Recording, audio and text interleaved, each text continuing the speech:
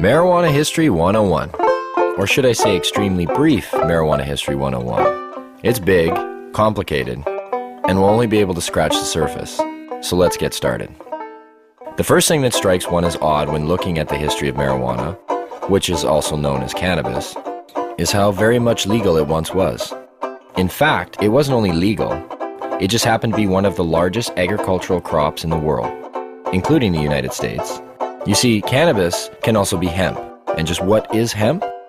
Well, it's by and large the most robust, durable, natural soft fiber on the face of this planet. Up until 1883, and for thousands of years before, cannabis hemp was the largest agricultural crop in the world. It had thousands of uses and products. The majority of fabric, lighting oil, medicines, paper, and fiber came from hemp. The first marijuana law to exist in the United States was a law ordering farmers to grow hemp. Benjamin Franklin used it to start one of America's first paper mills. The first two copies of the Declaration of Independence were written on cannabis hemp paper. Up until the 1800s, most of the textiles in the United States were made with hemp. 50% of medicine marketed in the last half of the 19th century was made from cannabis. Even Queen Victoria used the resin extracts from cannabis to alleviate her menstrual cramps.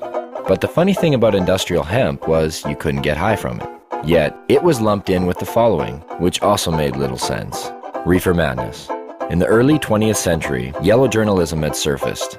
Articles depicted blacks and Mexicans as frenzied beasts who would smoke marijuana, play devil's music, and heap disrespect and viciousness on the readership, a majority of which happened to be white.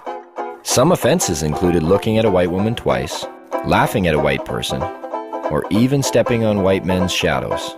And this ended up leading to a law in the form of a tax stamp. A tax stamp that would not only include marijuana, but also hemp and cannabis medicines.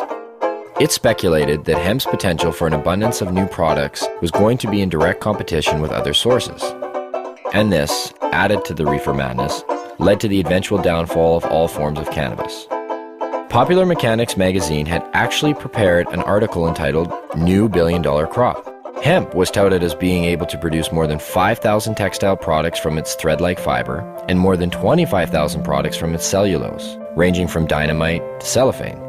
Its superiority as a source for paper was also becoming known, especially with the development of hemp processing equipment. Now, the new Marijuana Tax Act was all fine and dandy, except for one thing. If you wanted to grow hemp, you needed to buy a stamp, but they weren't giving any out to anybody.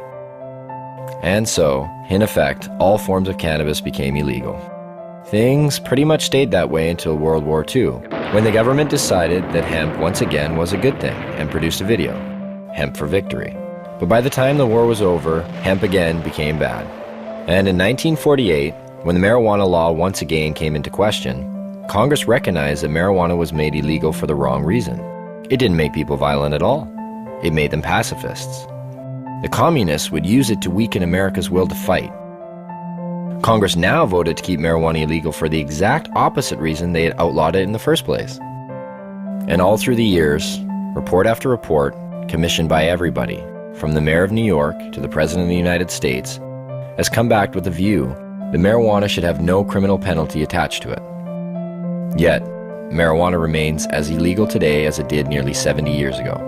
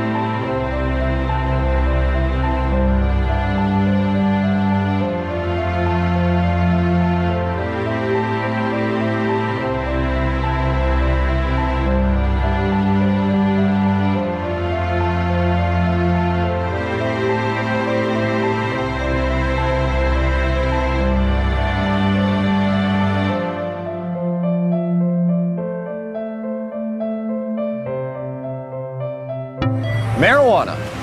It's become big business.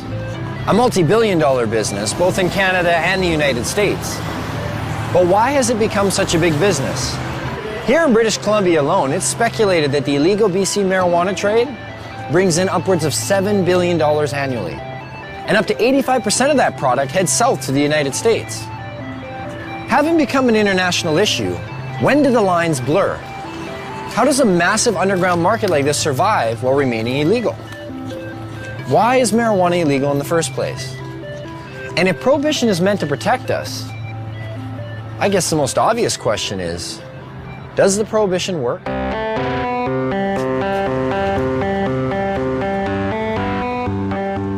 If prohibition worked, okay, if you could just wave a magic wand and say, this has gone away, I'd be all over it, you know.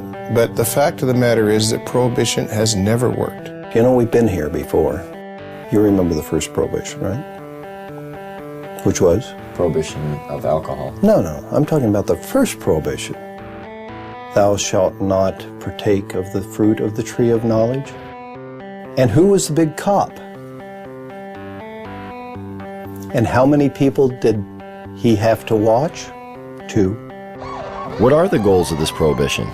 I assume the goals of prohibition are to reduce the amount of drugs available and to reduce the demand for those drugs. In both instances, cannabis prohibition's an utter failure. Has the prohibition stopped people from using marijuana?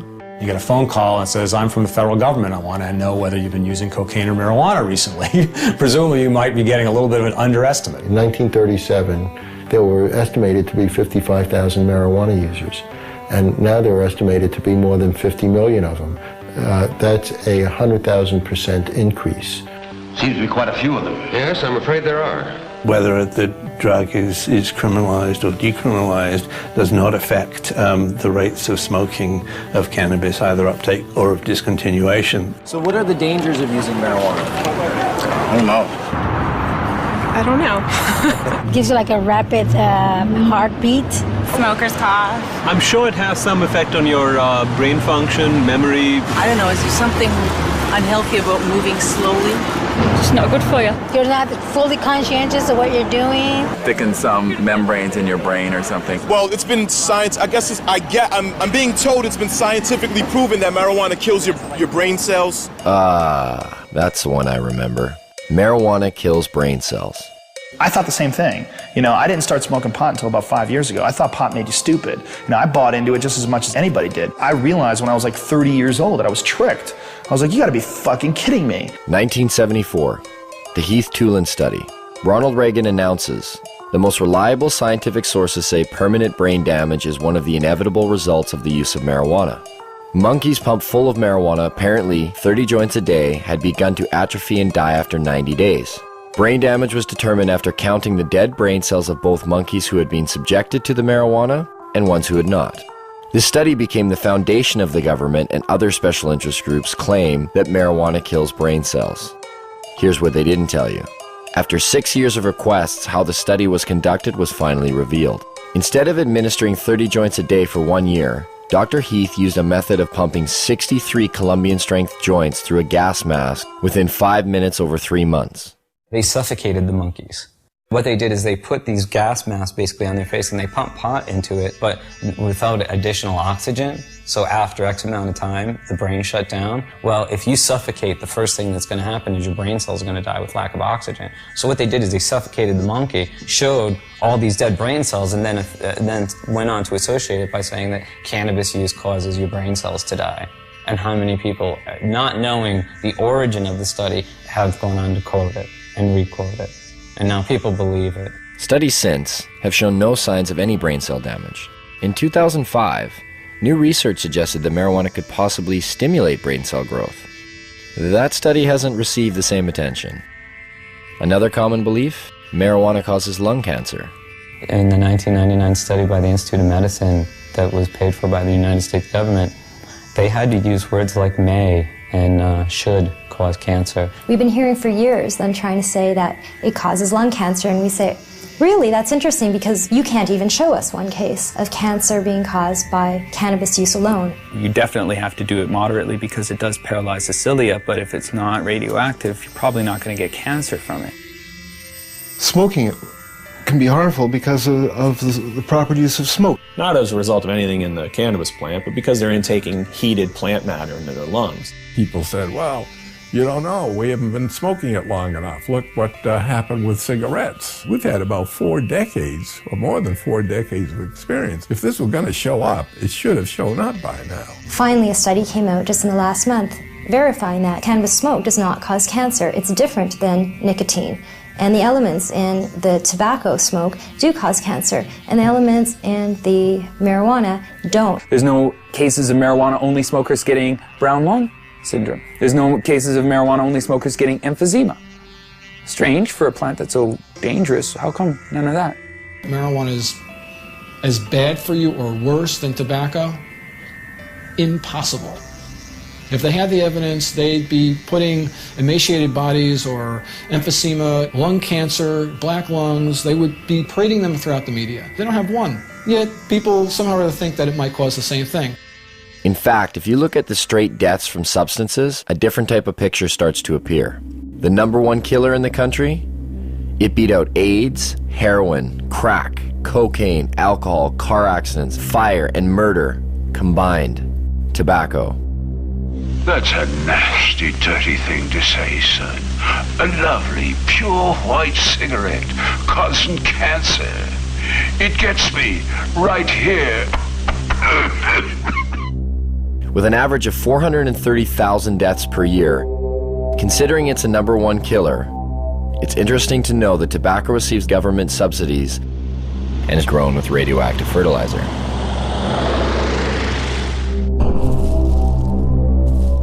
Now get out there and sell cigarettes! #2 on the list?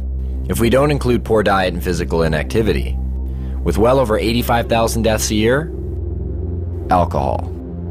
As we look much further down the list, there are others that may surprise you. Caffeine comes in with 1 to 10,000 deaths a year.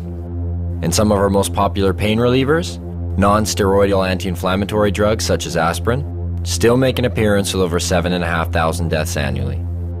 Where does marijuana lie in this? What kind of staggering number do we find?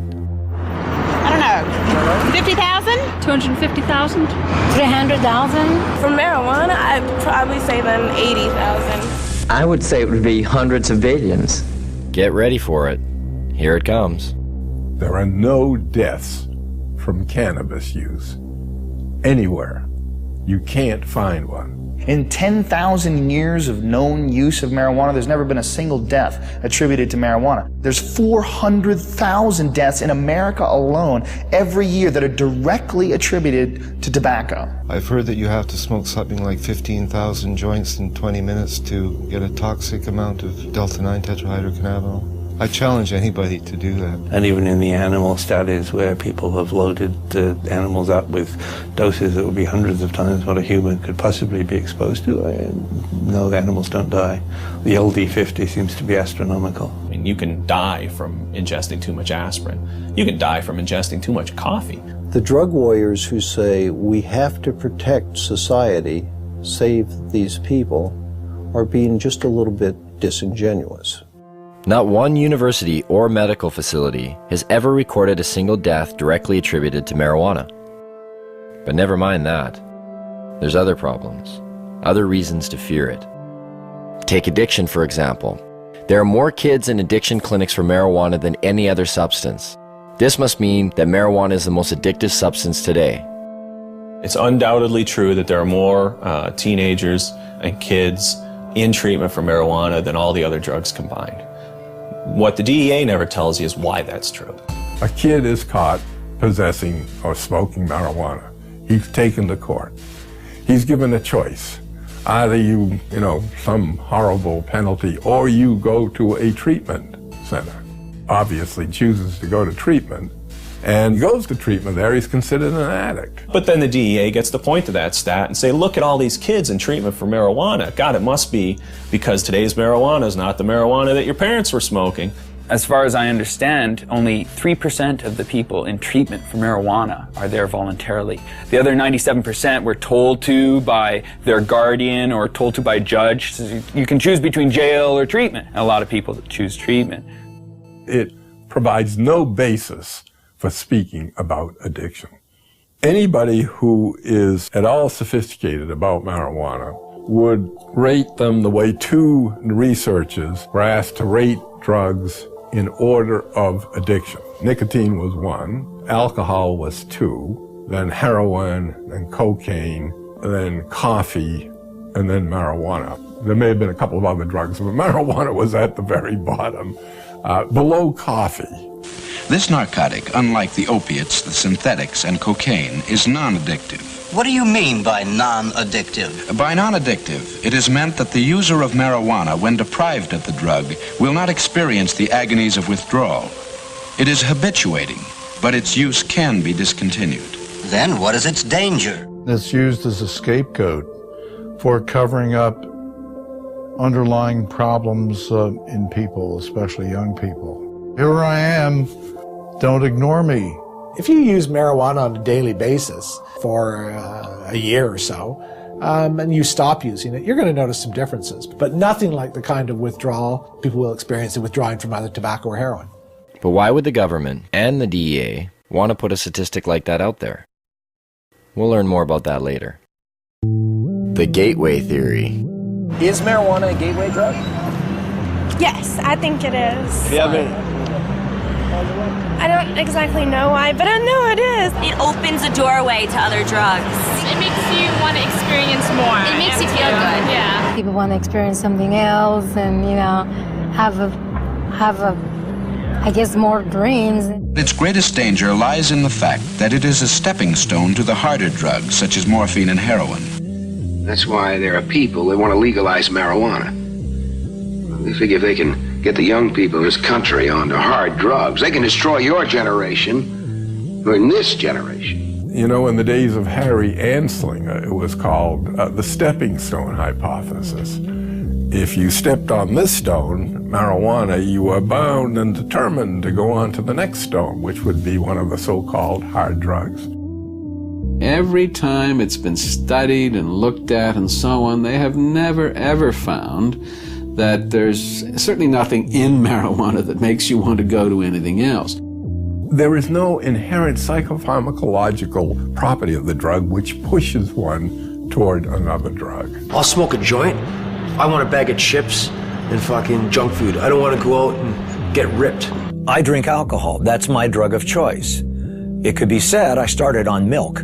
I mean, this is crazy. If I use marijuana, why does that automatically make me a candidate to black tar heroin? It's a nonsensical argument. In fact, only 1 out of every 104 marijuana users use cocaine, and less than 1 use heroin. The black market throws the dealers of soft drugs together with the dealer of hard drugs. So if you have a black market, and you have a dealer that's dealing in marijuana and LSD and everything else, and the dealer might say to you, hey, you want to try something stronger? Well, in that sense, because of the black market, because of prohibition, people may be more susceptible to seeing these other drugs and being willing to try these other drugs. And so what you see is that there is a gateway effect, but it's a gateway effect caused by prohibition and the blending of the hard and soft drug markets. Where does this leave us? Oh, wait. What about laziness? You will be useless to society if you use marijuana. But if that's true, well, there are about 50 million people who smoke marijuana in America, and over half of the Canadian population who've tried it. And yet, both societies seem to flourish. And just look who some of these people are. Stephen Jobs developed Apple Computer smoking pot. Ted Turner developed CNN News smoking pot, still smokes a joint every day. You go through every musician you like, from the Rolling Stones to the Beatles to Led Zeppelin, they all smoke pot. Snoop Dogg, Willie Nelson. Come on, Bill Clinton, he didn't inhale, man. He didn't inhale. Don't be so naive. Virtually every presidential candidate has now copped to using marijuana at some time in his or her life. A few times in the Army, I tried marijuana. It was not a significant part of my life. I had a senior law enforcement official tell me that in his judgment, up to a quarter of the White House staff when they first came in had used drugs in the last 4 or 5 years. The people that have personality problems and the people that are going to be lazy and going to lose their job, they're going to lose their job anyway. They're not losing their job because of marijuana. That's just a lie. I love Tommy Chong. I think that a lot of the Cheech and Chong episodes that people believed, not knowing that Tommy wrote and directed the movies, thinking that, you know, that's what a stupid stoner looks like. No, actually, that's what a really brilliant creative genius looks like, acting like somebody you think's a stoner. And none of this is borne out in the research or when you look at people who are long-term users and happen to be lawyers, judges, doctors, and, you know, writers. But what about the potency of the drug? Marijuana is dangerous. There's higher THC levels than ever before. Anytime you got a bag of Colombian dope 20 years ago, it was way better than the Mexican swag that you normally got. So there's always been a range of THC in plants, and the fact that we can now grow stuff that's equivalent of what Colombian was 20 years, well, it doesn't mean that we're boosting THC to unheard of levels. It just means, you know, hi, there are some nuances in this discussion that people should be aware of. And I actually think that it's a real stroke of our own ego to think that for the 50 or so years of Prohibition that we've improved upon varieties that have been cultivated for drug use in places like India and such for thousands of years. People say, well, you can abuse marijuana. Well, shit, you can abuse cheeseburgers too. You know, you don't go around closing Burger King because you can abuse something. I can take a fucking fork and jam it in my eyeballs. That mean forks should be illegal? You know, I could jump off a bridge. Should we outlaw bridges? Let's nerf the world. But what about all the crime and violence associated with marijuana? From beat cop to police chief, I saw ample evidence of the harm caused by alcohol and the absence of evidence caused by marijuana use. And I mean the complete absence. I cannot recall a single case in which marijuana contributed to domestic violence, crimes of theft, and the like. You want to know what a weed smoker looks like? You're staring at one. You know, like, I'm a weed smoker. I'm not, like, crazy or, you know, I'm not stabbing you right now. Most of the violent crime that's committed, or most of the crime period that's committed or having to do with drugs, is people who are on drugs committing violent crimes. If you make it legal, if you make it cheaper, you make it more available, you're going to have more violence, more addiction, Tom, that is more not crime. true. Stop lying to us. Oh, now come on. Stop lying to us. That is not true. You know, don't tell me that. I've smoked pot, Tom. But I've admitted it. I've done it. I've done all of the big three. I've done tobacco, I've done alcohol, and I've done marijuana, Tom. Guess what? Marijuana's the least of the three, pal. You guys prove me wrong or whatever. I want to hear someone that has smoked too much weed and went home and beat his wife and beat his children or whatever, like you see on booze. The only big issue on alcohol is drunken driving and binge drinking among college students. Otherwise, you can drink to your heart's content. There are far more crimes committed under the influence of unadulterated, if you will, emotions. Anger, rage, jealousy. A lot of our understanding is driven by what's in the paper and on the television and the radio these days, and we get extremes, and the black and white thinking is reinforced, I think, by that. If only there was something to compare it to. Something that was prohibited at one time but is now regulated. So we could see what the difference might be. What could that be? What could that be? Under prohibition of alcohol, everything got worse. Everything. Alcohol prohibition really birthed and gave rise to massive organized criminal groups within the United States. It led to a general disregard for the law and a general disregard for police activity because it was a law that most people didn't obey. Would you have supported the prohibition of alcohol 75 years ago? Well, I'm glad you brought up the alcohol example. I mean, as a governor, you must have known firsthand the cost of alcohol. I hear this argument a lot of times, like alcohol. That isn't what I asked you, Tom. I asked you a specific question. Don't give me spin. I said, would you have supported the prohibition of alcohol 75 years ago? I don't think I would have. Why? Because alcohol, for better or worse, and a lot of times for worse, it's a close call, is a long entrenched and ingrained part of our culture and our society. I mean, you go back thousands of years, the first writing is about alcohol, the Bible, everything else. It's really hard to reach in Tom, wait and a pull minute. this out of society. Let me inject something then. Then if you believe that God also made the marijuana plant, I'm talking about our culture and our society. You just said the Bible. Alcohol poisoning went up by 600% during Prohibition. There were more speakeasies in large cities like New York City under Prohibition than there are taverns and liquor stores today. Sure, one can point to alcohol as being a continuing social problem, but we don't have people shooting each other over alcohol. When alcohol was prohibited, people lived at that time to know the difference between prohibition and non-prohibition. They could see that the prohibition of alcohol caused the emergence of gangsters and the underworld that took control of these substances. Alcohol then was no longer in their control. Could this be the same for marijuana? It strengthens organized crime, without a doubt, because you have to be a criminal to sell it.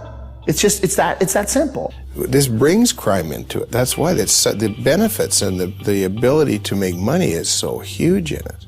Weapons were used to intimidate people, and we've seized approximately 50 weapons, sawed-off shotguns, and most of them are loaded. Where's all this competition we've heard so much about?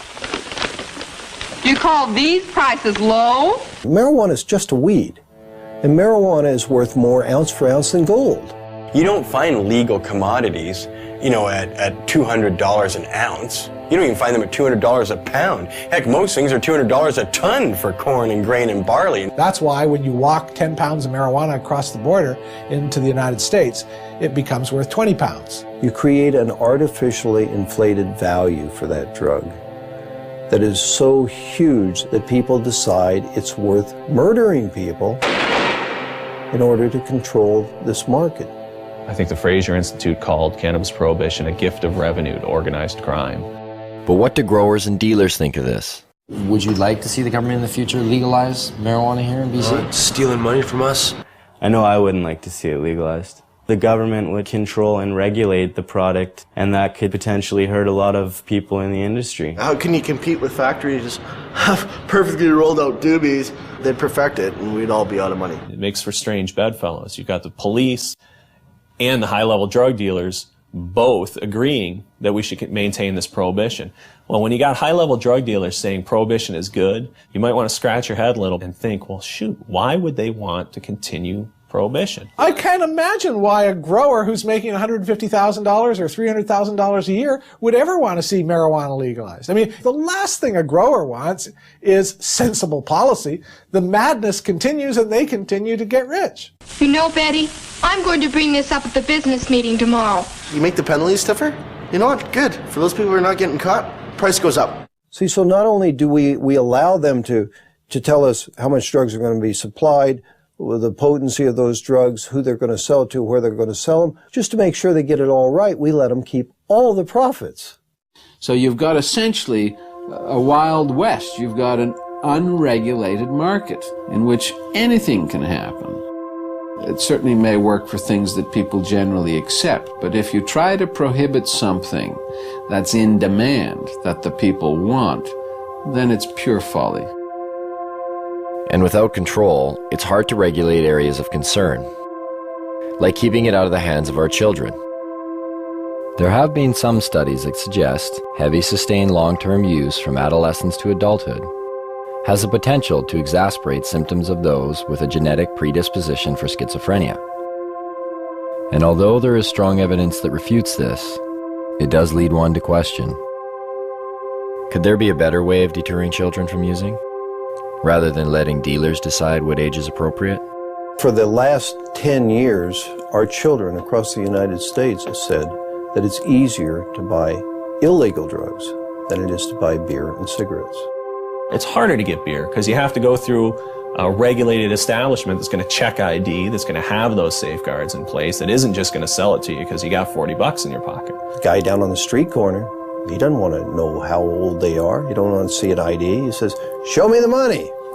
And if they get the money, it doesn't matter if that child is 4 years old. They're going to get the dope. If you can't control the sale of the product, how on earth are you going to keep it out of the hands of kids? Could we be the creators of what we now see as some of our biggest problems?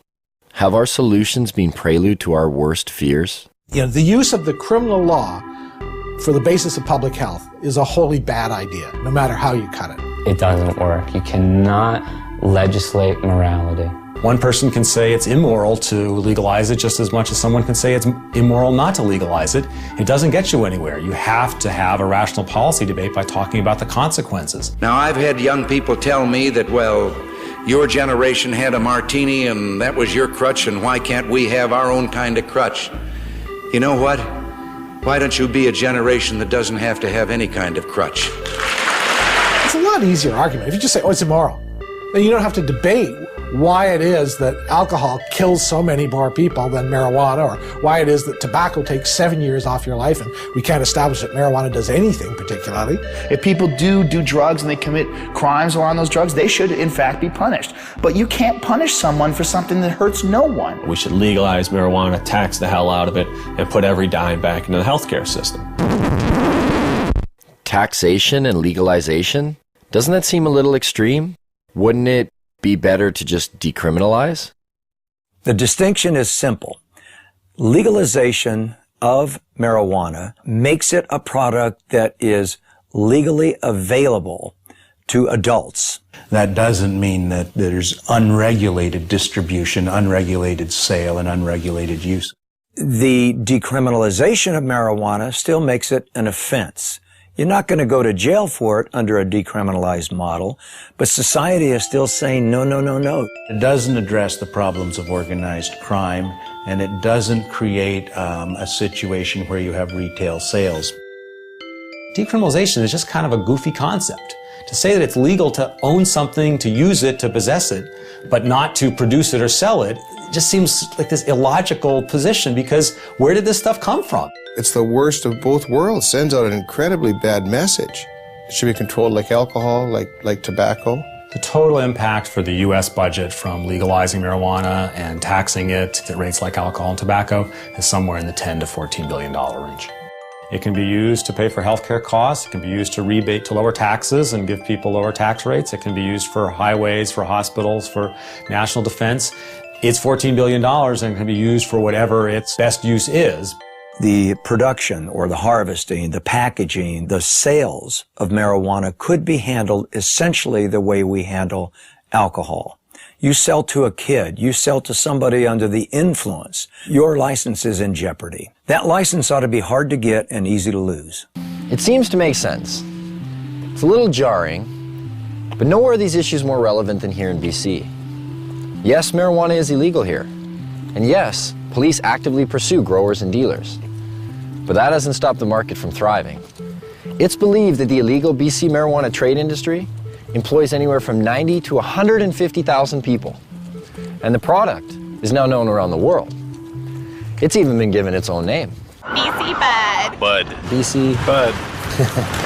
British Columbia Bud. I don't know what you are meaning. BC Bud? BC Bud. You guys know what BC Bud is? No. You guys know where British Columbia is? No. Yeah, Isn't I it know in where Britain? Britain? It's in Canada. When I say BC is famous for pot, weed and hippies. mountain, sea, marijuana. I used to think of the beachcombers back in the days, but now I just think of that BC Bud. Do you know what BC Bud is? No. Oh, it's really well known. BC Bud is bud that comes from British Columbia, and that's why they call it BC Bud or Beasters. Dude, you got the Beasters? Yeah, I got the Beasters, which means you got bud from BC. You know what the word grow up is? I'd say it's pretty common knowledge here what a grow up is. People do them in their houses or in their basements. I'm surprised it's not in their dictionary. A grow up is something that happens inside somebody's house, like one of our friends or something, and they just grow weed inside their house. Do you know anybody that's growing marijuana? I don't, well, no. Kelowna. My hometown. With a population of only 100,000, Kelowna is said to house well over 1,000 grow-ops. A police officer stated in the local paper, if they were to bust one grow-op every day for a year, they would still be nowhere near getting rid of them. And Kelowna is not alone. Where are they in BC? They're everywhere. They're in every single corner of the province. There is no community in the province that doesn't have grows and hasn't had an increase in grows. But the fact is that there's thousands and thousands and thousands of grow-ops all over British Columbia. And the most common thing you hear when they rate a grow-op is from the neighbors is, I had no idea they were growing pot on my street. You know, if you actually took my estimates seriously, that there were 17,000 grow-ops in British Columbia in the year 2000, if you took that seriously, you're looking at roughly 1 out of every 100 dwelling units in British Columbia. We need to have a sense of that. Not bad for a province with a population of only 4 million people. It's certainly changed a great deal from the 70s and 80s when it was an import-export business to the domestic production business of the 90s and beyond. That would make us Columbia North. We're talking a lot of production. The reality is that there's a huge range of people involved in the marijuana industry in British Columbia. It's not a hierarchy. People don't beat you up if you go into the marijuana industry. It ranges from people growing a few plants to members of motorcycle clubs and others possibly being involved in the business. Police at one time used to attend to every single call that came to their attention. Somebody would call and say, I think there's a grow. Police would do an investigation, do a full investigation. Well, that has dropped over 7 years to where it's only about half the time. But it seems to me that if we look around and talk to people who are living in the real world, one of the things we discover is that we don't understand it very well. And when we see these numbers like 1% of all dwelling units potentially are involved in marijuana grow-ops, it certainly ought to give our politicians perspective on what it is they're trying to do. So how does one find these grow-ops? For police, it involves the use of forward-looking infrared cameras that can detect the above-normal heat radiating from a grow-op, or the sniff test. But if all else fails, this, Grow Watch. Communities have become so flooded with grow-ops in BC that some neighborhoods have started their own watch programs. This one, set up by the Chilliwack RCMP, even has an education package with phases: training, neighborhood cooperation, certification. Once certified, you are able to hang this sign which shows that you are a neighborhood that does not approve of marijuana grow operations. There are questions provided to citizens in order to aid them in identifying a grow-op. Questions like, do the residents keep to themselves? Was the sound of construction heard coming from the basement soon after occupants took over the residence? Is there condensation visible on the windows? Is the yard unkept? The education package does state that a positive response to one or some of these questions does not necessarily indicate that the residents are involved in criminal activity. Maybe that's a good thing. But why is it that grow-ups are popping up in virtually every neighborhood of BC? How much money can actually be made by simply growing some plants in your basement? And what do these grow-ups look like anyway?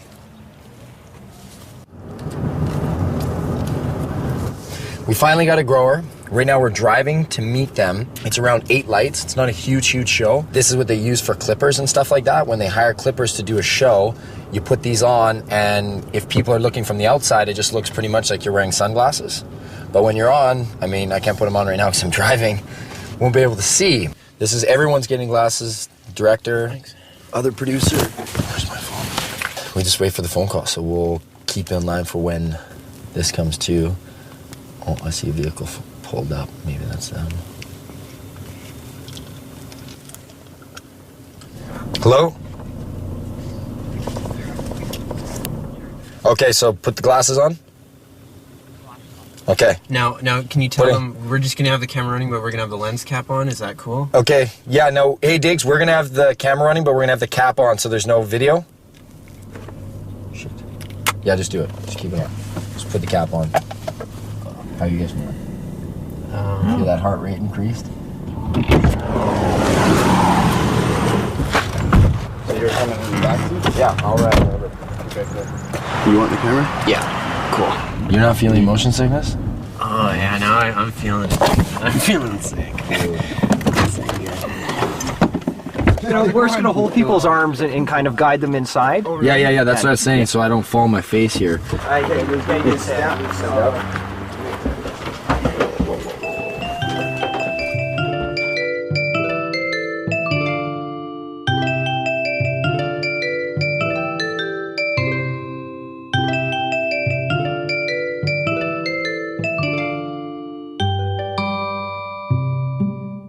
real grow-op. The grower admitted that this wasn't the biggest of grow-ops. In fact, it was probably on the small end of the scale in terms of size. But I really didn't care. There are just so many things to see. The lights, the tools, the power, the pots, and of course, the marijuana. What do you guys do for the smell? I noticed there's like a big... Well, we got this carbon filter here or whatever, and it just kind of filters the air in there, and then it goes underneath the house, and we have it so it goes into like a dog shed. It's like I'm in the beginning stage and I'm learning. Over here, there's also another room in there. So you have a total of, is it 8 lights? 8 lights, yeah, they go on 12 hours. This one runs 12 hours in the daytime, this one comes on 8 at night. Did you say like the majority of the guys you know are just growing to earn some extra money? Yeah, it's like they have normal jobs and, you know, they're normal 9 to 5 type of guys. The grower told me he cropped out about every 2 months, and every crop was worth about $20,000. That's $120,000 a year. Even though this was a small grow-up, the numbers didn't seem small at all. If those kind of numbers are coming out of a setup of 8 lights, what kind of numbers are coming out of the big ones? And where do you find them? Well, it would seem just about everywhere. Barges, semi-trucks. Whether it was for the mobility of it, or whether it was an attempt to disguise the smell of burning marijuana, of growing marijuana, in any event, it's unusual for that reason. Even in train cars? Yes, it seems as though even our beloved caboose cannot escape grow-op fever. When we read that 20 train cars were buried underground to grow marijuana, busted or not, we had to see this. So we set out. But not before asking our sound man if we could use his SUV, and coaxing him with a little free gas. Where we were going, we would need it.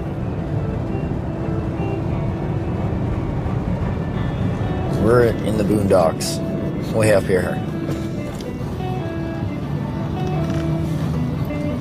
You wouldn't want to go over that puppy. This is what they brought up diesel fuel to power the generators in, with how much they were growing and how much the generators needed. I mean, that's a full truckload there. And finally, after a few hours on the highway and climbing up the side of a mountain, we get there. We had to go into 4 low just to get up here. And you can see I'm dressed right. I'm in jeans and frickin' sneakers. Fuck. My feet are cold. There's no neighbors. Like, look to the right. There's nobody there. Nobody here, nobody there. I mean, I imagine they're probably laid this way.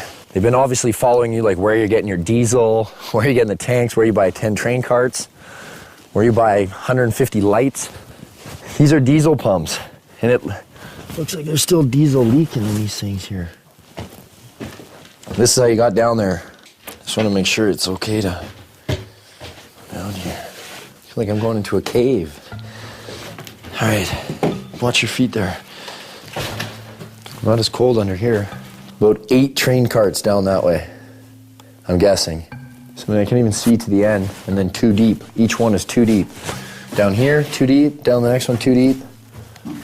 3, 4, there's numbers on the wall. And then what they did is they cut them to make doorways, and that's how you have your hallways going into each one. There are water reservoirs here. And you see 1, 2, 3, you're like, okay, that's quite a bit. But then there's this one, and that one, and another one at the end. Look at these things. Like, no wonder the cops just left it. Moving this shit would be a pain in the ass. Yeah, these train carts, I see why they bought them. They got a deal. They're like all rusted in the bottom. We could start growing here tomorrow. There's still dirt and fertilizer ready to go. Oh, here, who wants a little leftover plant there? Look at this. Just look at all this wiring right here. You can see the cops have come, severed everything.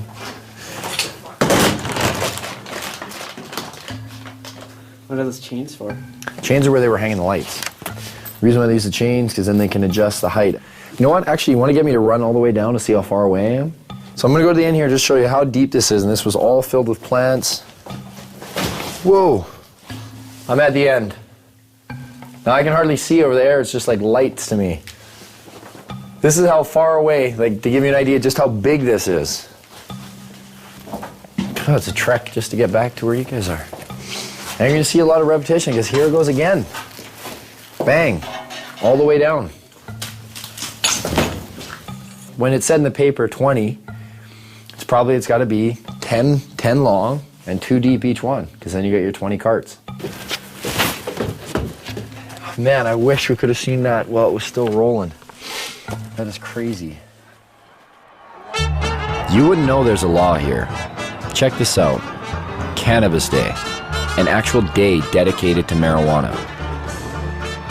And take note, this takes place on one of the busiest high-traffic blocks of BC's largest city, Vancouver. Marijuana? It's everywhere. Consumed and sold in every imaginable way. Pipes, bongs, joints, baked goods. It was hard to imagine that nearly every person attending this event was breaking the law, and yet no one seemed to care.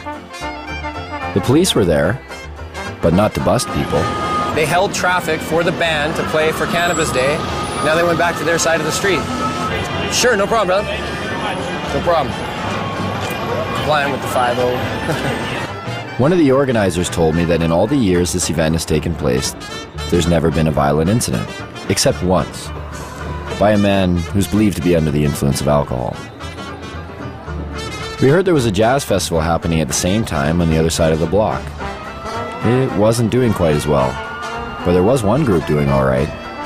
Right up there, as you can see, is still Cannabis Day going on, but right here, not even a block away, is a church retreat, and they're selling donuts. I was like, well, what do you guys think about the rally? And they're like, we need to pray for them. And I was like, what? You guys are selling food for them, right? And that's, I'm sure they've sold record amounts today, I guess, too. So we'll see. We'll get an interview here shortly, hopefully. The interview never came. There was so much marijuana, it was unbelievable. I think we almost all got contact highs just from being around the smoke. But I did get a donut. I did purchase some of these on the way out. Those church girls got me. A culture of marijuana has been established in BC. From paraphernalia to cafes, from seed selling to its very own political party, the BC Marijuana Party, even bakers.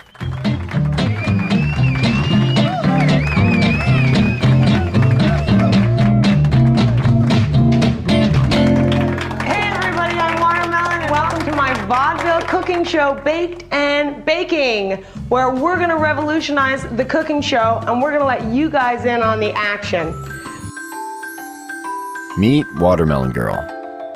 She's made a name for herself as BC's only drug dealing, nudist, comic, pinup, baker. Did I get all that in? She was arrested for selling her cookies down on Wreck Beach. A nude beach.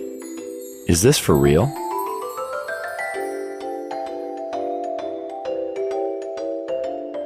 I'm like the Heidi Fleiss of weed. I tell everybody, like lawyers, doctors, like there's no proverbial yo G, you know, like none of those, like all professionals come in through my house. You know, a lot of people with money, a lot of people in politics. You don't want to know who comes through here, you know. My mother was a baker and her mother was a baker and we just bake. So I made these pot cookies and I started selling them. It's hard to ignore such a large demand. So if you got arrested one time on Wreck Beach, right? Yeah, I've been arrested more than once. Allegedly trafficking ginger snap cookies.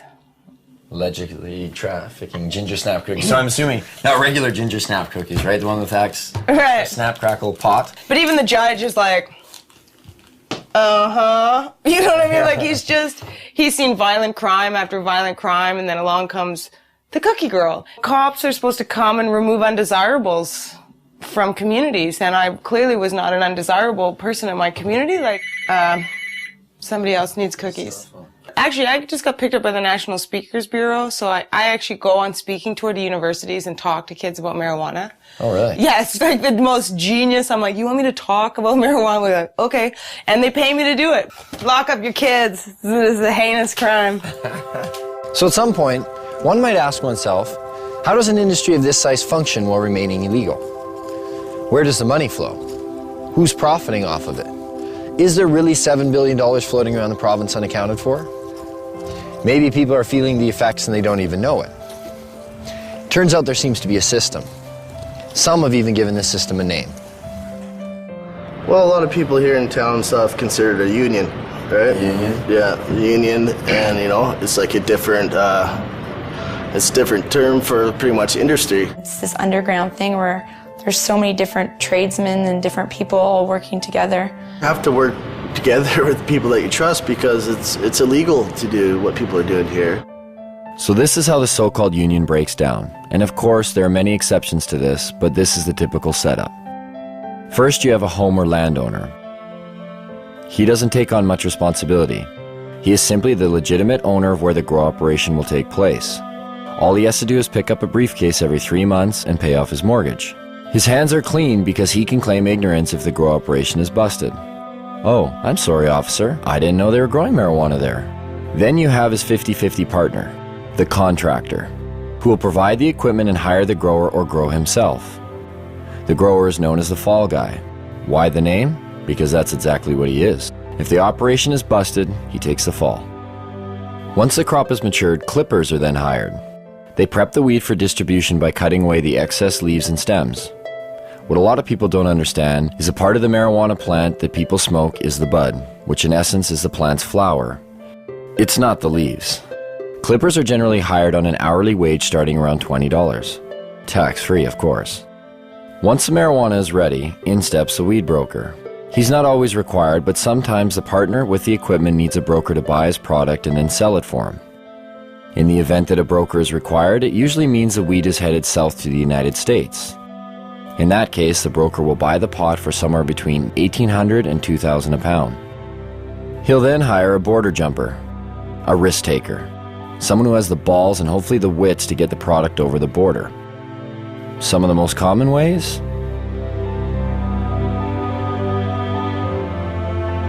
The border jumper's fee varies with each trip, but they're always well paid. Once a product has reached the broker's U.S. connection, it will earn about $3,000 a pound. The farther south it goes, the more it makes. If it manages to make it all the way out east to areas like New York, the price is driven even higher, somewhere between $3,500 and $6,000 a pound. Stricter laws demand higher prices and in turn provide more profits. In Miami, 7 to 8 pounds of BC bud will trade for 1 kilo of pure yayo. Cocaine. That in turn makes its way back up to Canada, and sells for anywhere from $30,000 to $35,000 a key. If the marijuana manages to stay in the province, it will usually sell for around $1,800 to $2,000 a pound, depending on how flooded the market is. This is just the tip of the iceberg. The union embodies a slew of businesses and services, generating profits both directly and indirectly for the province. Some know they are involved and others choose not to acknowledge the benefits they gain from it. Carpenters build tables, rooms, sheds, and anything else that's needed for a grow show.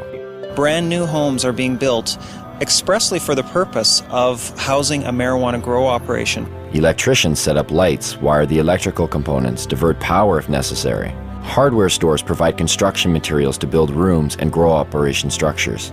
Hydroponic stores supply lights, nutrients, soil, and other equipment needed to grow. Seed sellers provide, well, seeds. Clone growers create clones from other marijuana plants to aid in quicker grow cycles. Real estate agencies market houses to growers, unknowingly, but they profit all the same. There are some realtors, though, who are directly involved in the union and will actually cater to growers' needs, finding houses in secluded areas with big basements and power that can be spliced and stolen. Mortgage brokers and lease brokers who help growers with poor credit get the houses they need to start up. Banks who have minimal security to prevent illegal money from being deposited. The way it works now is deposits over $3,000 are sometimes questioned but are left up to the teller to decide whether the deposit is suspicious. If they believe it is, they may put a note on the account. It isn't until a $10,000 deposit that a mandatory FCAC form is filled out and sent away. But it is possible for $9,999 deposits to go through with little question. Oh, you sold some motorbikes. Cool. Oh, you sold your boat. Neat. Thanks for the business. You get the point. Lawyers and law firms who provide counseling on how to make grow money legit. They help set up and incorporate LTD companies and holding companies to launder money. They also provide legal counsel to keep busted growers out of jail. the electric company who makes money off of enlarged electric bills due to excess lights. The only time they seem to get involved is when they think someone is stealing the power. Law enforcement receives budgets to fight the cultivation. They create special task forces like the Green Team to specifically target marijuana. Canadians spend $300 to $500 million annually on law enforcement and the justice system to enforce marijuana laws. Police also receive the benefits of seizing growers' and dealers' assets. And last, but definitely not least, everyday businesses. Bars, restaurants, clothing stores, boat dealerships, car dealerships. The money funneled indirectly through various everyday businesses. Growers and dealers like to spend money on everything. These growers, after they crop out, it's like they won the lottery. You can tell the ones who are selling it. The more they sell, the more bling bling they have on them. Do you think they just hold it to themselves and tuck it away somewhere? No, they buy houses, they buy cars, they buy boats. They'll purchase restaurants, they'll purchase, whatever they're into. Maybe that's why we got busted. We got too carried away. You can tell yourself you're not going to let it go to your head. But I said the same thing. But when the money comes in so easy, you get accustomed to that lifestyle, and before you know it, you become a steamer, you become a hot rod. And that's what it comes down to. Yes, organized crime moves a majority of the product once it's available on the market. But there aren't a lot of bikers out there watering plants. It's mom-and-pop operations, it's young guys who see opportunity. It's not easy to make that type of money doing anything, especially if you've been going to school for, the past 4 years and you see this random other guy, watering plants in his basement coming out of it with an extreme amount of money. Interesting. You have your degree. Yeah. And then you're in the... Yeah, I made the choice to put that aside and start growing weed. I could be making $33 an hour, which is a great wage, but really, why would I want to do that when I have the knowledge to make in a whole year in 2 months? What have we learned so far? Well, one, the prohibition hasn't reduced the demand, and it certainly hasn't reduced the supply. Two, it's a steady source of revenue for organized crime, which in turn attracts young people because the money is so easy. And three, being an underground market actually creates crime and violence. And yet, the only one paying the costs for all of this are the taxpayers, people like you and me. Even further, this whole deal is over a drug that seems to pose no more of a threat than the substances we already regulate. At the very least, why isn't this up for debate? Dwight Eisenhower once spoke of a military-industrial complex. Have we built up a marijuana prohibition complex? The real war on marijuana didn't start until 1972. And President Nixon said, it's all the Jews smoking pot. And he really said that. When Nixon got into this with this war on drugs, he had things that he wanted to do. He had an agenda. A lot of the information that was kept and warehoused in the Library of Congress and also at major universities was actually recalled and destroyed. The Nixon report that came out through his administration was called the Schaefer Report. It was by a Republican governor, and when he studied it and gave an answer, you can pick this report up, pick up any page, open it, and if you actually have experience with cannabis, you'll realize they're telling the truth. And then when it came back saying that marijuana was essentially harmless, he totally ignored it, so we're going to launch a war on drugs anyways. Didn't even print as many copies that Congress and the House would have been able to see. 1970, beginning of the war on drugs. 76 New Jersey troopers became detectives. I was one of them. They designated 1/3 of us as undercover. I happened to fall in that 1/3. That's where I spent the next 14 years of my life. What we were targeted on was the pot smokers.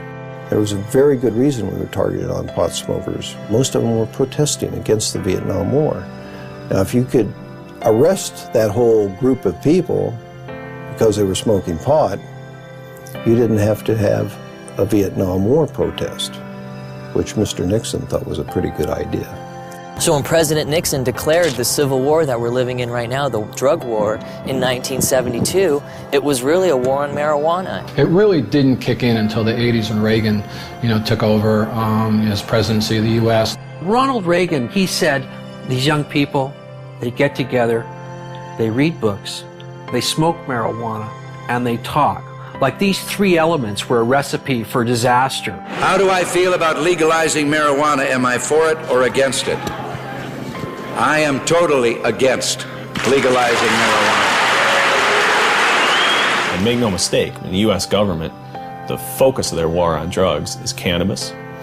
The focus of their rhetoric is cannabis. It's certainly used as a poster child for all drugs. When you see an ad for drugs, it's always the marijuana leaf that goes up. It's almost like a religious jihad, more powerful than going for the gusto. Causes people to think. And when people think, they question. They question things like, say, the war in Vietnam, or race separation of blacks and whites like they did in the 30s in the jazz clubs, or women's rights, or the Gulf War, or oil wars. It's real simple. You put your loafers on, you put your black socks on, you get in your car, you have your briefcase, you say hi to your neighbors, he mows his lawn just like you do, and things keep moving along in the same direction they always have been. That's why marijuana laws exist. There are, in my opinion, people in government at all levels of government who know that it's not a winnable war, and yet they continue to pursue it. Acceptance of drug use is simply not an option for this administration. Often we go to debates and it's a police officer debating us. Okay, the police are supposed to enforce the laws. They should not be arguing for or against laws. That's not their job. Well, what is their job? Is it to enforce laws that exist on the books, or to determine the policy of the laws that are made? The way to justify the policy is to create a lot of fear and then spend a lot of money combating that. Quite frankly, if you took the using population of all the other illegal drugs combined and you eliminated cannabis from that equation, there wouldn't be a big enough drug problem in either this country or the United States to justify the massive expenditures that go towards fighting the war. The amazing thing is the small amount of enforcement that is necessary.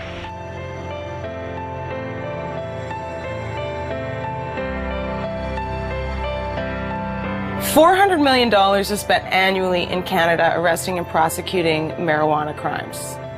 The total budget in Canada for all drugs is $500 million. That means 4/5 of the drug budget goes towards arresting and prosecuting marijuana users, leaving 1/5 for crack, heroin, coke, crystal meth, the date rape drug, whatever. The drug enforcement industry is big business. It's self-perpetuating. It relies on taxpayer dollars. And so it's an endless battle that the DEA doesn't win, they participate in. It's like doing a big budget movie, you know. You get $30 million to do a movie, and then the movie comes out and it doesn't make any money. But someone made $30 million. Every once in a while they'll show a guy, you know, posing beside a big bunch of marijuana, you know, this is the DEA money at work. It'd be like asking loggers about saving trees, you know what I mean? This is where their mainstay of their cash flow comes from. The campaign will continue until every available known plot of marijuana has been eradicated. We've got to live with it, doing the best job we can. Even if it's a bad job? We're all carrying a pretty impossible load, Miss Gibson. There are many, many police officers, however, who believe that it ought to be legalized, regulated, and controlled. They see the hypocrisy between our existing laws relating to alcohol and marijuana in their day-to-day life, shift after shift after shift, and they get it. But they don't want to lose their jobs.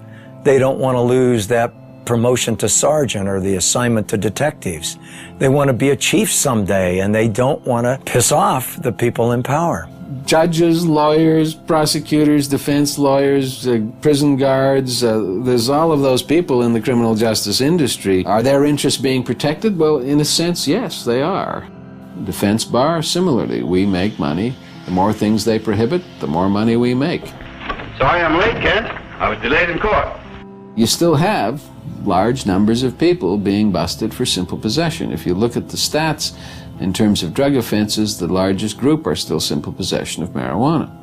Every time you blow a marijuana cigarette, you take a chance on blowing your future. Oh, come on, Pop. All my friends smoke pot. They're not criminals. Only because they haven't been caught yet. If you do drugs, you will be caught. And when you're caught, you will be punished. 750,000 Americans every year are charged with pot possession. That's nearly 1 million people, and whether you go to jail or not, your life is in serious trouble. And that number of annual arrests for marijuana now rivals the number of arrests for murder, rape, robbery, and aggravated assault combined. You will never get over a conviction. A conviction will track you every day for the rest of your life.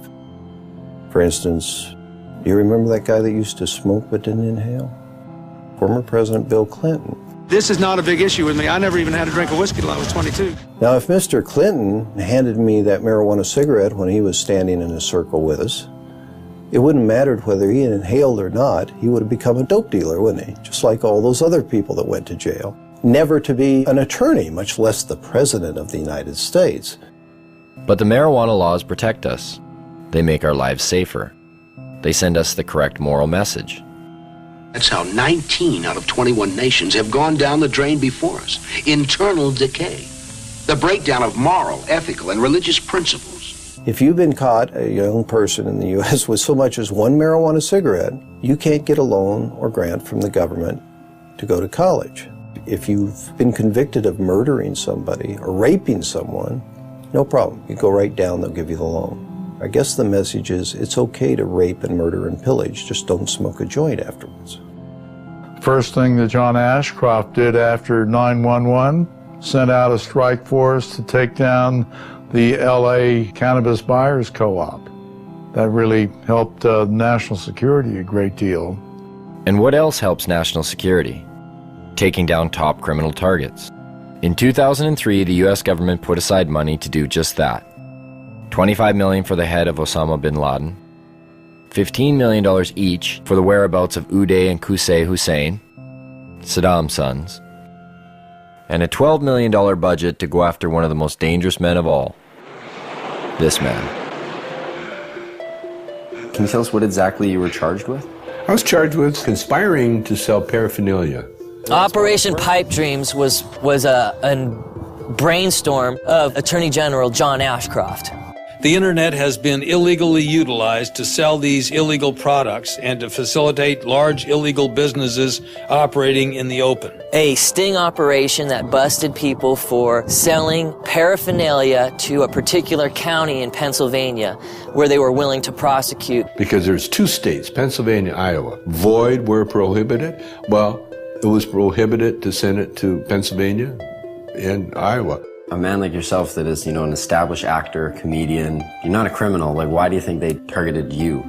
Well, because our movies were #1 rentals in America. What our movies did was really show the hypocrisy of the pot laws. In fact, when I went to jail, they had it in the transcript that our movies have influenced children for 30 years and will continue to do so forever.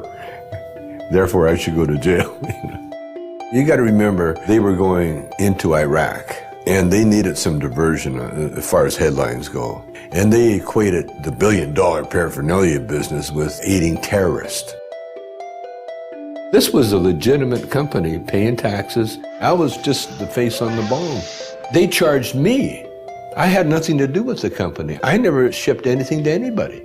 It wasn't even his company. He just loaned his name to it. 51 people were arrested under Operation Pipe Dreams. Only one person, Tommy Chong, went to jail. But if I didn't plead, they threatened my son and my wife. Tommy stands up and volunteers to go to jail, says, yeah, okay, that's my paraphernalia. Leave my wife and kid alone. He's protecting his family. What kind of force was used on the day you were arrested? There's over 20 SWAT team people, visors, automatic weapons, helicopters overhead. They had news trucks, Fox News trucks outside. They had the media on the ready. It was a photo op for everybody.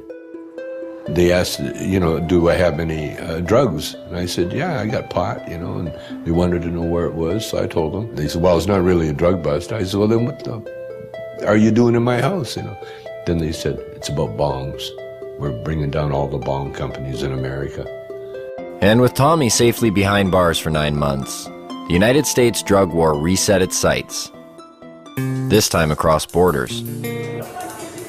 In downtown Vancouver, just outside the US consulate, a bunch of people had gotten together and were having a rally for this guy named Mark Emery.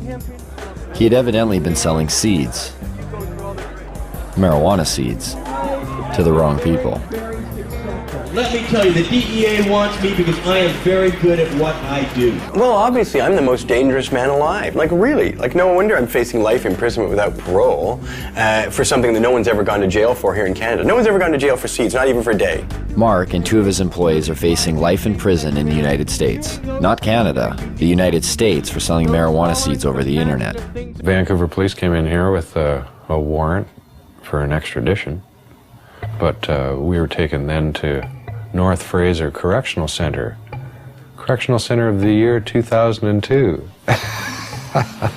Beautiful facility. Mark Emery has gotten in the face of the United States. The U.S. sees Mark Emery as a major political threat to its anti-cannabis agenda. In a press release from Karen Tandy, head of the DEA, she said that this is not only the end of marijuana trafficking, but it's a blow to the marijuana legalization movement. I gave just under $4 million away over 11 years to Supreme Court challenges, ballot initiatives, political parties, drug addiction clinics. Well, if you're the DEA, who the hell do you think you're going to go after first and foremost and as viciously as you can do it? I think they even admitted it themselves when on the day of the raid, the DEA announced, he's a legalizer. We're shutting down one of the biggest legalizers. The legalization movement won't have a pot of money to draw from. Ha ha ha ha. Mark Emery has never gone to America and sold a seed. He does it all from here by mail order.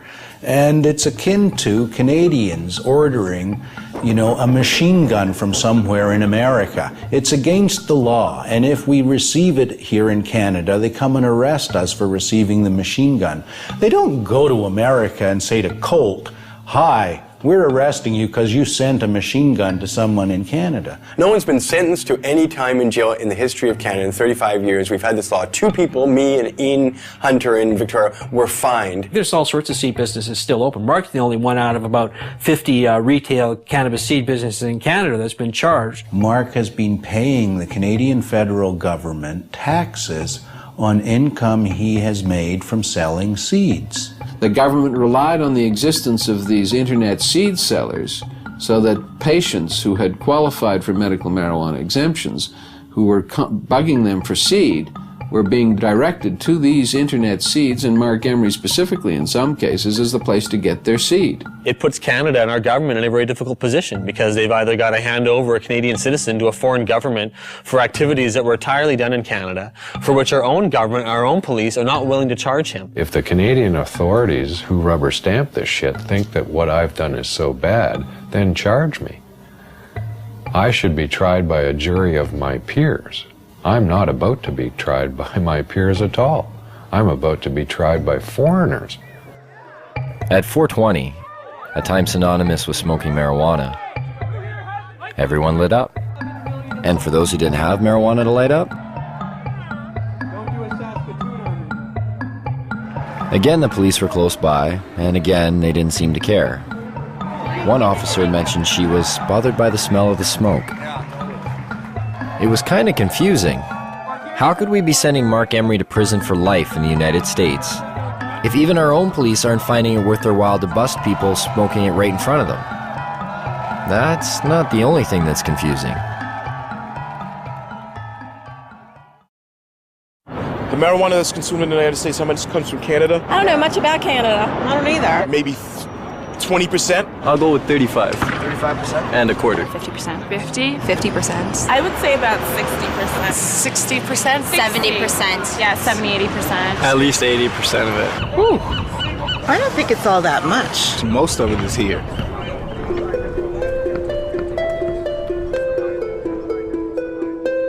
We're getting the drug czar saying, BC Bud.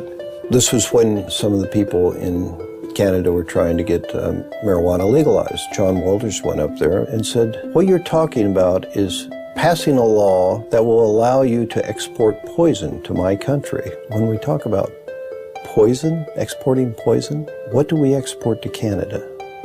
Cigarettes. 430,000 people die in the United States every year from ingesting cigarettes. 5 million around the world. So who's exporting the poison here? Of the 6 million people who could benefit from treatment and need it in the United States today, 60% are dependent on marijuana. but, you know, they invited me. I'm sorry. I wasn't sure who invited him and why he came here yet again. He's been here before. He needs to shake his head. So how about him shutting down the cocaine that's coming across the borders? How about him shutting down the guns? Sometimes you feel like you've stepped into Alice in Wonderland. You've gone through the looking glass. In fact, more Colombians die from U.S. tobacco than Americans die from Colombian coca products. So what's the drug war really about? Because if you don't want American tobacco in your country, America will go to war in a trade sense with your country. You have Canada engage in cannabis policy reform and taxing and regulating cannabis, and all the scare stories haven't come true. You have an awfully hard time sustaining your own domestic policies. What do you think would happen between Canada and the U.S. if Canada were to legalize marijuana? There's been rumors that, they're like, we'll shut down the border. I don't think so. I've heard that too, but then my question is, would you want L.A., in the dark and thirsty? If you do that, then we're not going to ship oil, we're not going to ship water, we're not going to ship electricity. It's not going to happen. We're too important to each other. The softwood lumber people going to stop doing business? Are the fishing guys going to stop doing business? Are the people who manufacture stuff back and forth across the border going to stop doing business because pot's legal here? Business interests aren't going to sit still for losing millions of dollars a day because of border wait times simply because Canada takes a different domestic social policy on cannabis. Yes, business interests. Sometimes they just seem to pop up. And every so often in the most unlikely of places. We have seen an explosion in prison construction that lags only slightly behind the explosion in incarceration. There are more people in jail in America now than ever before. In the United States, it's one of the fastest growing industries. Some major investment companies at one time described private prisons as one of the best investments you could make. So you can make more money building prisons than any other type of investment. They're extraordinarily expensive to build. They're even far more expensive to operate and maintain. Right now in the United States of America, the biggest growth industry is the privatized prison complex. Japan, for instance, incarcerates at 38 people per 100,000 population. The United States incarcerates at a rate of 726 people per 100,000 population. In a 20-year period, the prison population in the United States quadrupled. We have just shy of 5% of the world's population and almost 25% of its prisoners. Even South Africa, at its worst, didn't have as many prisoners per capita as America has now. Texas just built 77 prisons in about the last 20 years. We find state treasuries on the verge of bankruptcy as a result of prison construction.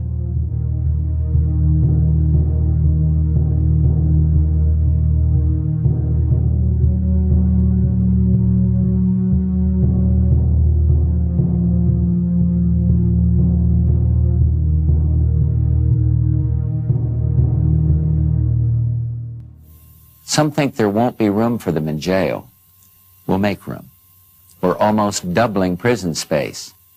Some think there aren't enough prosecutors. We'll hire them, with the largest increase in federal prosecutors in history.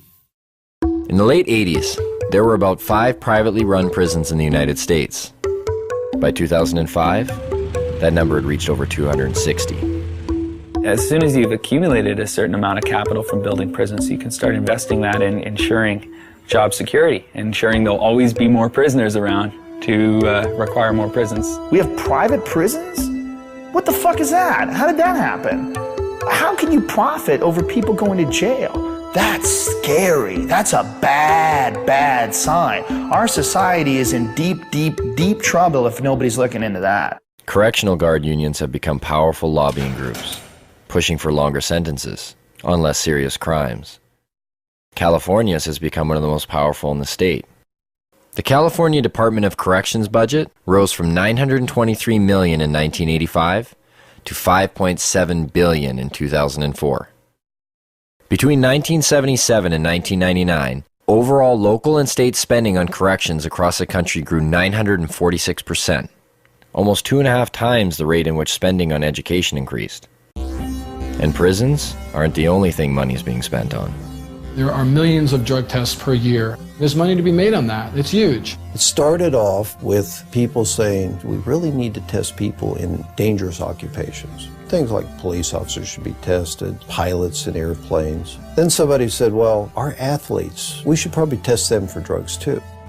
Then somebody came along and said, well, it's not just the professional athletes. How about the athletes in colleges and high schools? They need to be tested too. Then they thought a little harder and they said, well, suppose we just test everybody that goes out for an extracurricular activity. That should be constitutional because they don't have to do that, you know. So now if you want to join the chess club at school or the French club, you got to pee in a bottle. Now they're pushing to make laws to test all children at school. All the studies show this doesn't have anything to do with whether kids use drugs or not. So it looks to me like this has a lot more to do with the money that's being made for drug testing.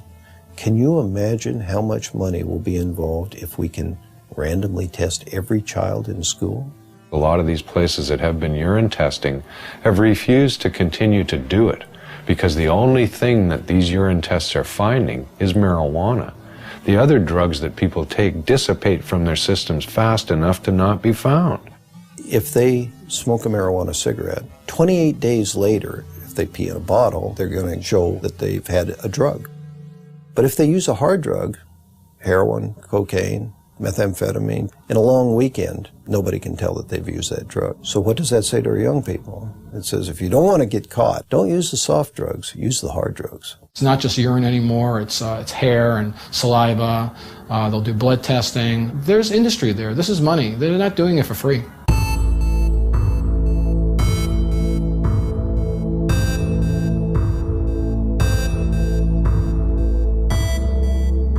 The most profitable industry in the United States is pharmaceutical. Dollars involved is just staggering. Could it really be? Has medicine really become that profitable? The fact is it has. In 2005, U.S. prescription drug sales rose 5.4% to $251 billion, and global pharmaceutical sales rose 7% to $602 billion. Now, why would pharmaceuticals be threatened by a plant? The answer may be as simple as one word: natural. Because a significant amount of research to date has confirmed or suggested that marijuana in its natural state is still the most effective form.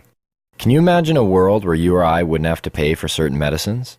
After dealing with about 10,000 patients over the last 15 years, I would say that over 200 different medical conditions respond favorably to cannabis. It appears to have benefits that we never ever knew about. Glaucoma, epilepsy, muscular dystrophy, arthritis, multiple sclerosis, wasting syndrome, nausea, chronic pain, depression, anxiety, hepatitis C, cancer, chemo, AIDS patients. Is there a product out there today that provides as many medical benefits as cannabis?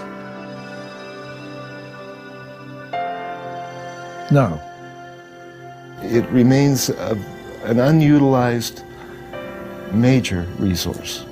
The way to riches in the pharmaceutical industry is to have a drug which can be patented. Cannabis is problematic right from the start because it's a multi-molecule drug. In 1930, it wasn't possible to patent plants.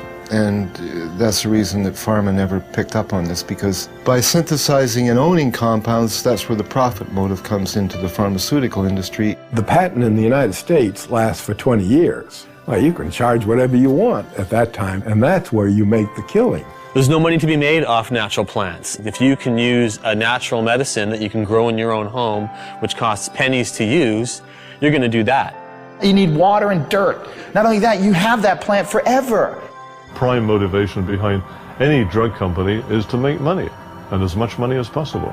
They're corporations, and corporations, everybody knows that it's like that diffusion of responsibility thing. There's so many people working for corporations that they lose their humanity. So those are potential customers for these pharmaceutical companies that are not there if they're using a natural plant. It's unlimited. You grow more, you get more medicine. Pharmaceutical companies don't want you growing your own medicine. The government supported a small drug company by the name of Unimed to take a synthetic THC, tetrahydrocannabinol, and to put it into capsules to be used as a oral medicine. This became Marinol. This THC in Marinol is exactly the same 21 carbon molecule that's in herbal marijuana. But it's not the same as medical marijuana. It's not a crude mixture of things, and there's no guarantee that you get the same results. You can make a synthetic delta-9 tetrahydrocannabinol in a test tube. It'll have exactly the same number of atoms and the same arrangement. But how in the test tube can you put the electron spins together, the subatomic quirks and quarks, if you like, of that compound in the same way that a biological enzyme system will put it together?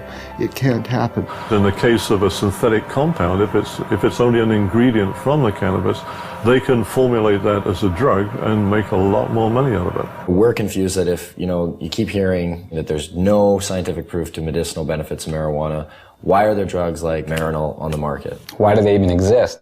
Well, that's part of this double talk about it. If we take and change it a little bit, so you believe it isn't marijuana, then it's okay. It's a great medicine. They're trying to make marijuana into medicine because it is medicine. Why did the government actually grow marijuana? I mean, the government has had marijuana programs that existed since the 70s. It's impossible for me to believe that the government even believes their own propaganda. What I do believe is this, that you can fool some of the people some of the time, and they're doing an excellent job of that. And for all the claims of these drugs being a more viable medicine because there's no high, we check some of the side effects. For Marinol, dizziness, feelings of exaggerated happiness, drowsiness. Last time I checked, those were signs of getting high. If it is indeed side effects of marijuana that are preventing the pharmaceutical world from accepting marijuana as a viable medicine, then they better start paying more attention to the products they've been marketing for years. Every year, prescription medicines kill over 100,000 people. The pharmaceutical industry has been excellent at convincing the public that they need their potions. If you watch any kind of commercial for drugs, they're always using the third person. For example, where does a headache come from? It comes from out there somewhere. Don't sell the steak, sell the sizzle. How many people in this country alone are addicted to antidepressants? How many people who are on antidepressants really have imbalances, and how many of them just got off of a bad relationship and they're depressed? It seems to be acceptable to give people something as long as you're wearing a white smock or you've given them a legal prescription. Doesn't matter how deadly the particular drug might be in terms of side effects. What we call modern medicine is actually alternative medicine because it's highly experimental, it's often dangerous, often toxic, and it kills a lot of people. To me, it's crazy. There's a lot of stuff out there that'll affect you in different ways. Look at aspirin, heroin, both invented by Bayer. I thought heroin came from opium seeds and Just natural effect of opium, you keep making it more and more concentrated? No, you have to add certain chemicals to it and tweak it a certain way. It doesn't just come from opium itself. What was heroin made for? As a cure for morphine addiction and coughs. Heroin, the sedative for coughs. Pseudoephedrine. That's the main ingredient in methamphetamine, is to cure the cough, the cold. To get a cold, oh, I think I'll do some meth. When you look at it from a large perspective, like, what's weed? Even Francis Young, the DEA's own judge, who took medical testimony for over 2 weeks, made this statement. Marijuana, in its natural form, is one of the safest, therapeutically active substances known to man. Yet, despite this, and the ever-mounting number of real-world patient success stories, cannabis remains listed as a Schedule I narcotic. Under that category, marijuana is classified as having no known medical value.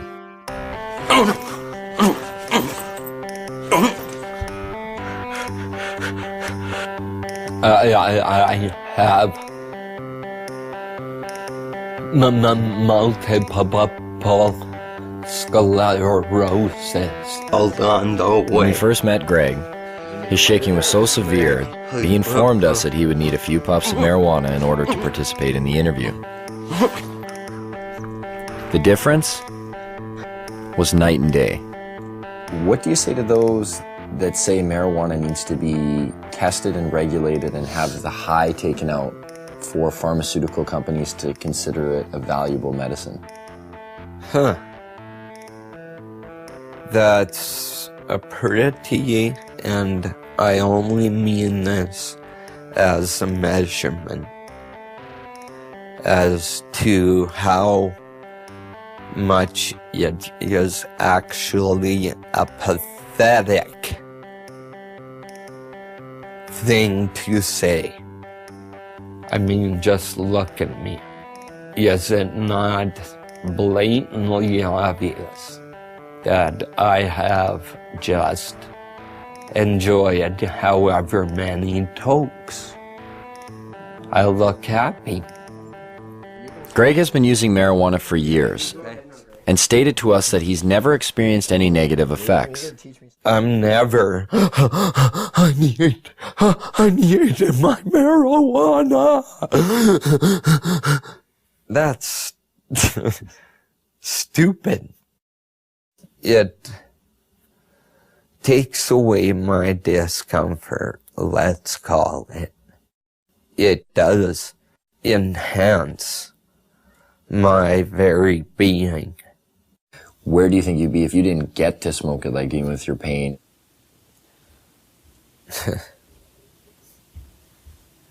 I would have found a way.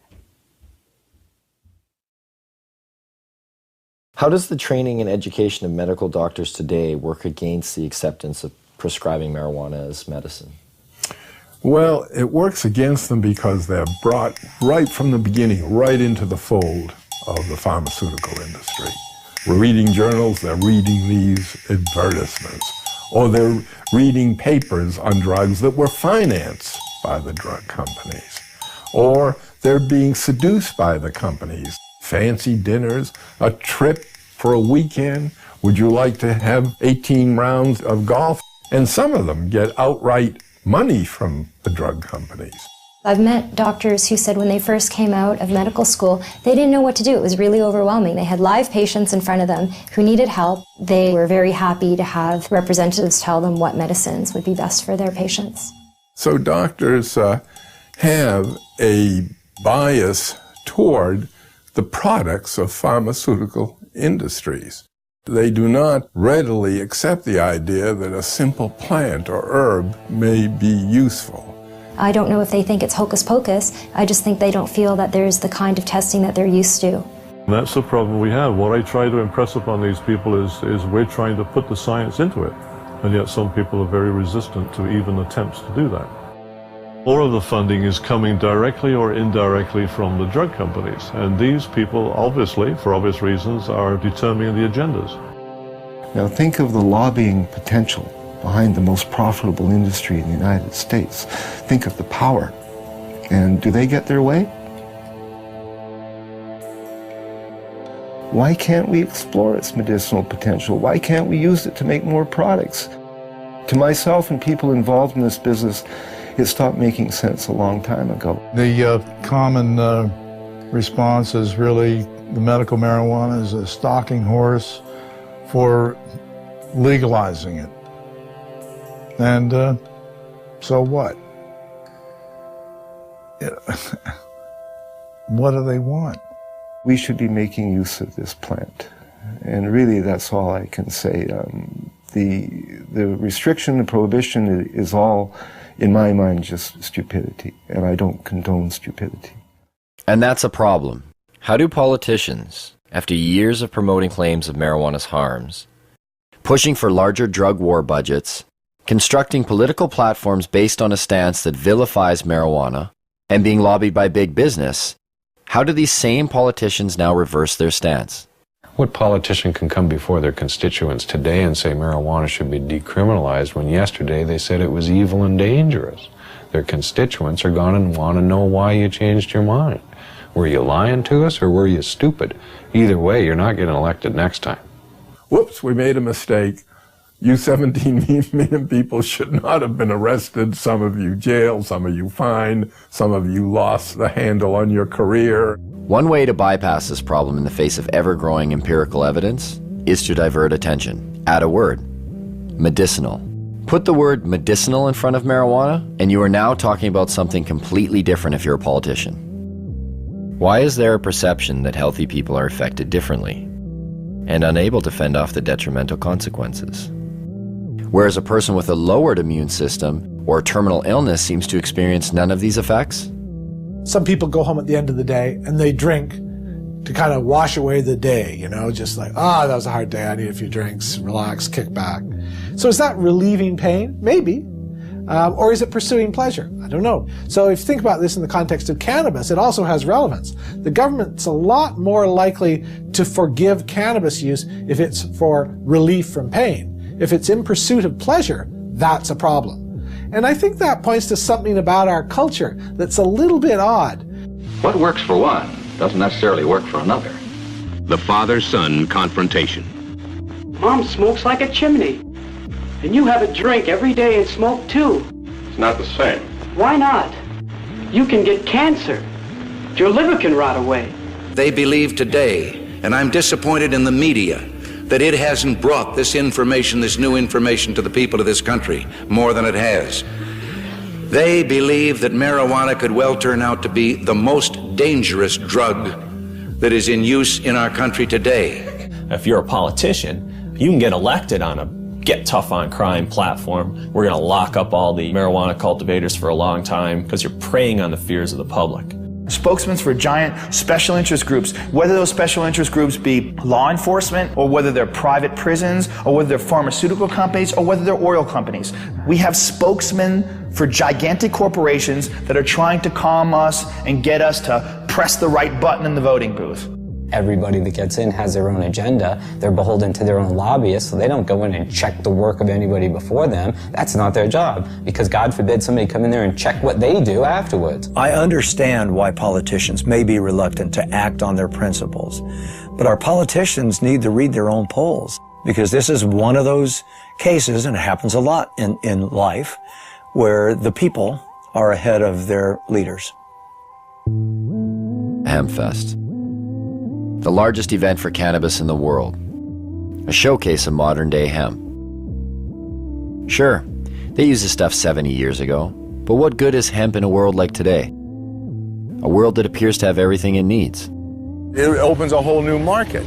It opens a whole new market on every level. You can harvest off the seeds, you can harvest out the inner pulp and the long stem fibers. The fiber itself is the strongest natural fiber in the world. All the clothes I'm wearing today for this interview are hemp. All the clothes I actually always wear are made out of hemp. Been so since probably '94, when I realized I could buy clothes made out of organic fibers that lasted longer than cotton. You can eat hemp seeds, and it contains all the essential amino acids and fatty acids. It makes fuel. You can make biodiesel out of it. Hemp is an excellent source for biofuel. When you grow hemp for fuel, every crop unleashes a huge amount of oxygen into the environment. And in fact, the same amount of oxygen that you lose when you burn it off, you gain back. So it's a closed cycle, ending the greenhouse effect. There are so many hundreds of strains of industrial hemp that you can grow hemp almost anywhere in the world. Not everywhere in the world, but almost everywhere in the world.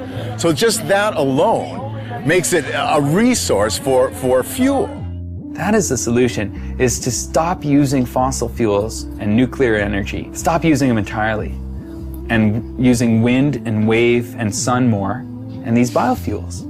People will get it, especially as the gas prices go up. It's the highest quality paper there is. I mean, it's archival quality. The words tree-free paper don't make sense to people.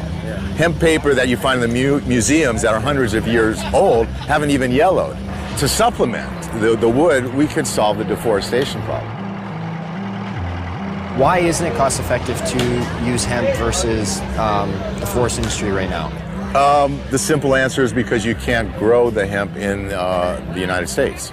As far as human beings are concerned, it's probably one of the most useful plants ever, if not the most useful plant ever, and it's illegal.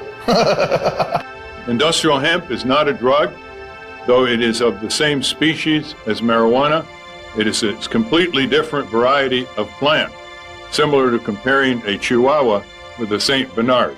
You can't get high from industrial hemp, but you can get high from marijuana. This is the only industrialized country in the world that doesn't grow industrial hemp. I mean, think how crazy it is that we can eat the product, we can sell the product, we can wear the product, we can export the product, import it, manufacture it, everything but grow it. We can't grow this thing. It's criminal. And there you have it. After 2 years of research, our quest for answers has only left us with more questions. And the only thing that really seems to make sense is that none of it makes any sense. It's a weird thing that you do when you make nature against the law. We're worried about things going extinct, and yet the policy on the most useful plants in the world is that they should all be eliminated and driven to extinction. Absolutely, they should still be concerned about youngsters using. But we're concerned about youngsters using alcohol, tobacco, driving automobile, whatever. But that it should be the kind of prohibition that it is now, rather than regulation, it cannot be sustained in a rational society. I believe it would be more ignorant of me to listen to somebody who's trying to oppress me than it would be to just ignore the ignorant and go on with what I think is right. Even now, this interview is being conducted. I smoke pot all morning. This is what I look like high. There's a great quote that life is a tragedy to those who feel and a comedy to those who think. And if you are a thinker and you look at the marijuana situation and you're not laughing, you're fucking dumb. Do you think marijuana will ever be legalized in Canada or the United States? Yes. I don't know about the United States, but it will be legalized in Canada. I won't be alive to see it.